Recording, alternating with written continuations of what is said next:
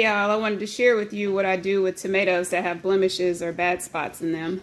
I actually take those and dice them, put them in containers until I gather up a lot of them, and then I freeze them. So to do that, I actually scoop out the tomatoes by the cupful. I take those cup of tomatoes and put them in snack-sized bags.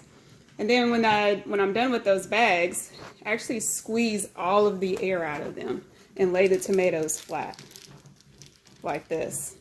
When you do this, it takes up less space in your freezer and it's easier to stack them in your freezer bag. So this is one of the important parts of actually doing this. I use these tomatoes when I run out of cans. So hopefully I won't, but if I do, that's what I use them for. I don't just unthaw these and use them to eat. I'm actually not a tomato eater. I use them for sauces, spaghetti. My husband and son like to eat salsa, so they can use them for that. Well, I hope this tip helps. Just grow with it.